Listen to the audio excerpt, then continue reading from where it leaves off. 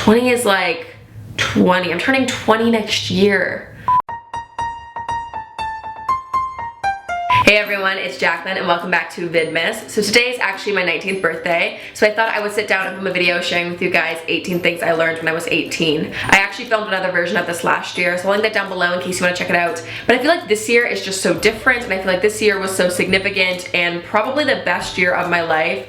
So yeah, I thought I would share with you guys 18 things that I learned.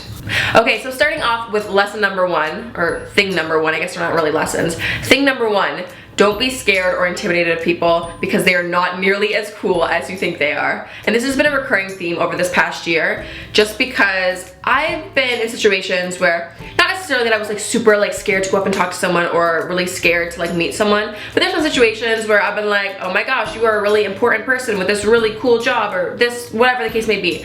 And you think that they're gonna be this, you think, like you imagine before you meet them what it's gonna be like, and you kind of psych yourself out.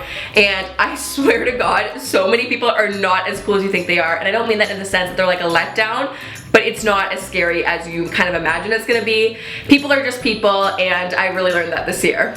Okay, next thing, just go for it. Send that person that email, send the person that message, ask for this, just go for it, put yourself out there. And I think in most situations you can kind of psych yourself out, but it's really important to do everything in your power to make what you want a reality. And in most cases, people are just gonna say no, like that's the worst thing that can happen. They'll say, no, sorry, I can't help you. No, that's not gonna happen, but you're never gonna know and you're always gonna regret it if you never tried, so just go for it. Thing number three, you still can't drive.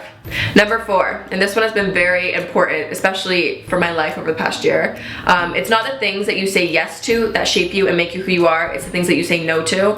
And this really just kind of resonated with me because I've always been the type of person that wants to say yes to everything, to do everything, to be that go-to girl, and just to like take on everything.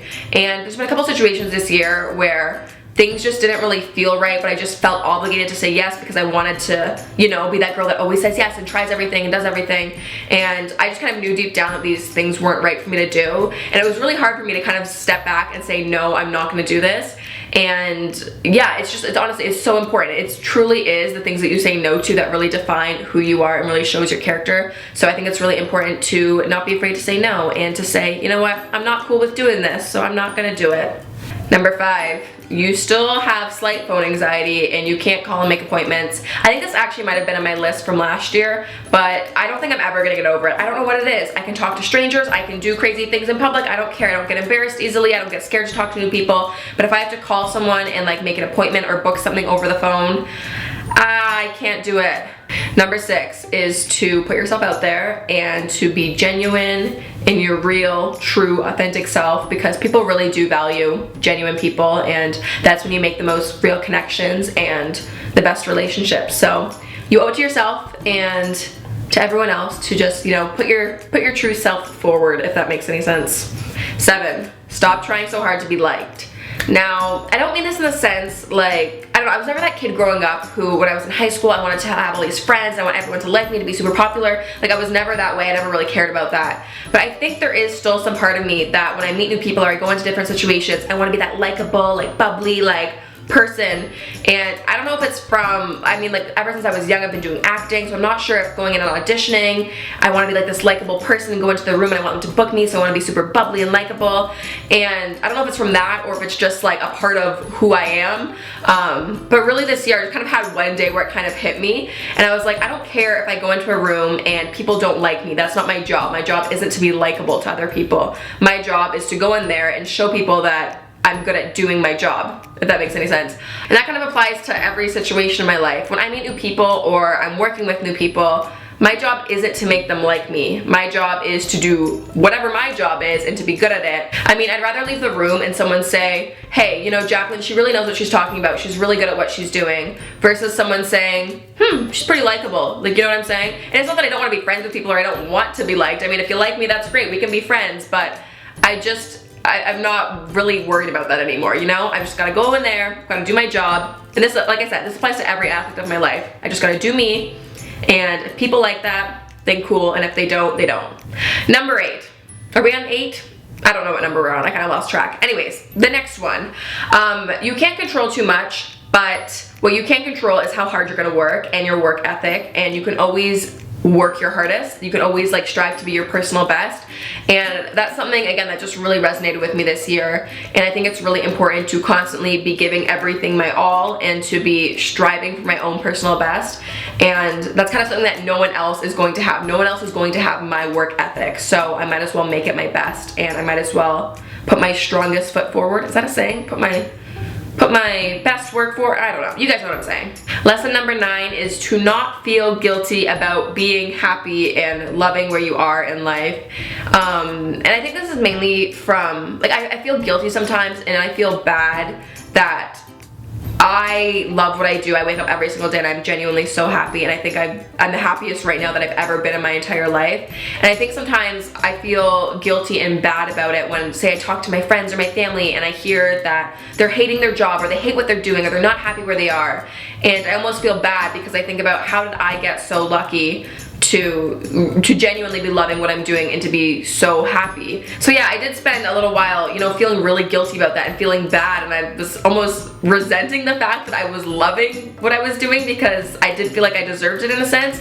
But I just kind of came to terms with the fact that everything that has happened in this past year for me is because I've worked hard for it and I earned it. Nothing was handed to me, so there's nothing to feel guilty about, especially if it's what you want. And if you're happy, I mean, you shouldn't feel guilty about being happy, if that makes any sense. So yeah, that was a big one for me.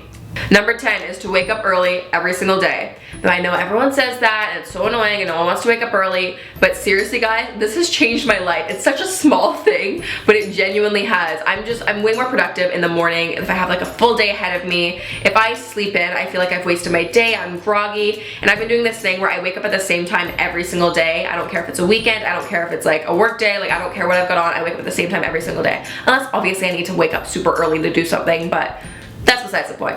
Anyways, my go-to time right now is 7:10 a.m., which isn't super early or anything, but by just having that consistent time to wake up every single day, my body and my health feels way more in check, and my days are way more productive and efficient, and it's just a really good thing, guys. It really is.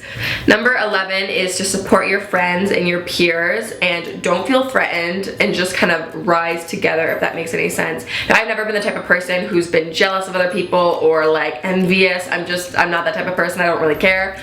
But you know, I've seen some other things. I've seen some things, and jealousy is just such a gross thing. And I mean, obviously from time to time I understand people feeling jealousy, but when people get like catty and try to tear other people down and they don't celebrate other people's successes, it really irks me, and I just never want to be that type of person. So I think it's really important to support your friends and to support your family and people who are doing well and excelling, and I just think it's so important and necessary to celebrate your peers and your friends' successes. And I think sometimes people can feel threatened from other people's successes, which is so silly to me, because just because someone, you know, does something really cool, it doesn't mean that what you're doing is any less cool. It doesn't devalue what you're already doing. So there's literally no reason not to celebrate other people's successes. So rise together, be a team. Jealousy is gross. Don't get involved. Next up is number 12. I feel like I'm forgetting all these numbers. Get off your phone. Honestly, I know, again, I feel like I'm like some mom yelling at her teenage kids, like, get off your phone. But again, it has been life-changing for me to be on my phone less. And sometimes I find it really hard because a lot of what I do, it's online and being on my phone, doing emails, doing this, and I love the internet, I love my phone, I love technology, all that stuff is great. I wouldn't be able to do what I'm doing without it. But there comes a point when it's like 2 a.m. and you're on the Explore page on Instagram watching how a dessert is made, and it's just not helping your life, and it's just, you know, screwing up your sleep schedule, and it's not good. So put the phone down, don't waste time doing pointless stuff. I've really tried to kind of like only go on my phone a few times a day, like for fun. Obviously I go on it when I have to, I don't know, do an email or something like that, but I don't know, I just find the less that I'm wasting time doing pointless stuff on my phone, my brain is a lot more clear and I don't feel distracted and I'm more efficient. So try not to be on your phone as much. Okay, this next one is actually super important for me, and that's to journal every single day. Now, I've been a huge fan of like journaling and writing things down ever since I was young, but I've never been super consistent with it. But what I've been doing every single morning, as soon as I wake up, before I check my phone, before I literally do anything else, I'll just take my journal beside my bed and write down 3 things that I'm grateful for. And I know it sounds kind of like airy-fairy and silly, but I'm telling you guys, it will set you up for the most positive and just like such a good day. I've been doing it for like the last 3 or 4 months, and it can even be like silly, stupid things. Like it should take you like 2 minutes in the morning. It could be like, I'm grateful for my warm bed. I'm grateful for waking up before my alarm. I'm grateful for this cold glass of water. Like it can be anything, but it just really gets you in the right mindset, and I've been loving it. Next up, don't waste any more money on volumizing hair products. Your hair will always be pinned straight and you will always have flat hair, so stop trying to buy volumizing sprays and all of that, because it's just not gonna happen.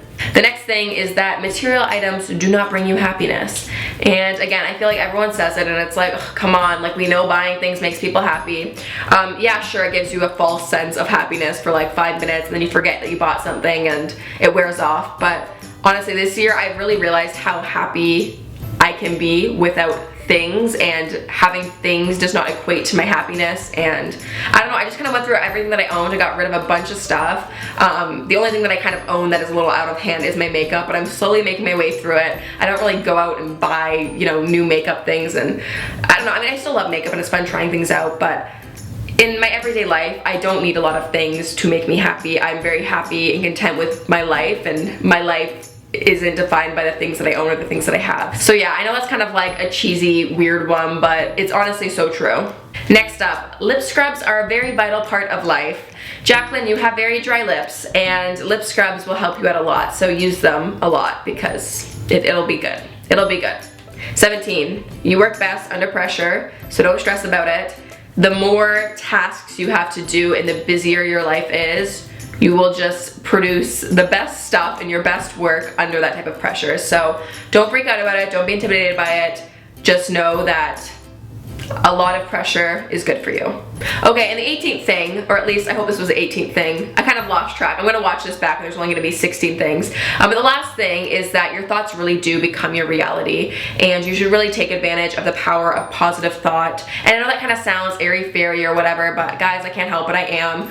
But no, there's been some really freaky things happening. Like I've just been kind of thinking about things and really trying to make things happen and putting my mind to it, and then like I'm not kidding you guys, a week later it'll come true, and like random things too. Like guys, I don't know what's been going on. It could just be crazy coincidence, but I really think that your mind and your thoughts really do have such a profound impact on what happens and what you end up doing. So, I mean, obviously it does, it's your brain, but really guys, the power of positive thought, it will go a long way. So it's definitely worth looking into, and yeah, it's been weird. That's all I got for you.